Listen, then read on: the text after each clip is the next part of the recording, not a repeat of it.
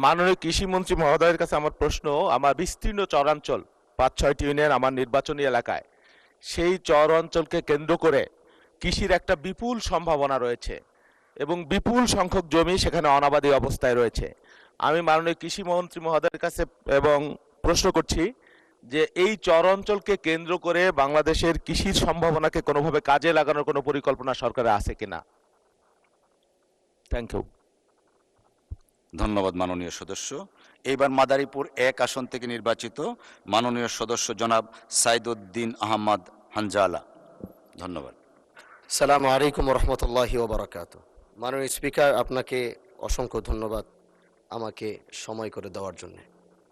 মাননীয় স্পিকার, প্রথমে আমি আমার নির্বাচিত আসন মাদারীপুর ১ শিবচরের সকল মানুষকে ধন্যবাদ জানাই। তারা আমাকে বাংলাদেশ জাতীয় সংসদে এসে তাদের মনের কথাগুলো বলার মতো সুযোগ করে দিয়েছেন।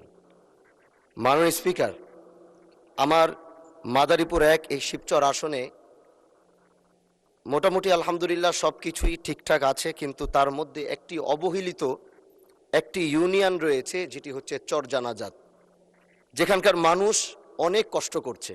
সেখানে শিক্ষা ব্যবস্থা, চলাচল সব কিছু নিয়ে মানুষ কষ্টে দিন পার করছে। সেই জায়গাটা যদি আমরা ঠিক করতে চাই তাহলে বেশি কিছুর প্রয়োজন হবে না। শুধু সেখান থেকে যদি আমাকে একটি ছোটোখাটো একটি সেতু নির্মাণ করার জন্য যদি একটি ব্যবস্থা তারা মন্ত্রী মহোদয় যদি একটু করে দেন, তাহলে সেই জায়গার মানুষ একটু স্বস্তি ফিরে পাবে এবং সেখানকার শিক্ষার মানগুলো উন্নত হবে এবং সেখানে মানুষ একটু অসুস্থ হলে ডাক্তারের কাছে আসবে, হসপিটালে আসবে, তারা চাইলেও সেখান থেকে আসতে পারে না। এজন্য আমি আপনার মাধ্যমে আমি অনুরোধ করতে চাই, আমার এই চরজানাজাতি অবহেলিত এই ইউনিয়নটাকে যদি আমরা ঠিক করতে চাই তাহলে আমাদেরকে চরজানাজাতি ইউনিয়নের এই সংযোগ সেতুটি নির্মাণ করার জন্যে যদি মন্ত্রী মহোদয় যদি একটু সদূর দৃষ্টি দিতেন তাহলে আমাদের এই ইউনিয়নটিকে আমরা বাঁচাতে পারতাম। ধন্যবাদ।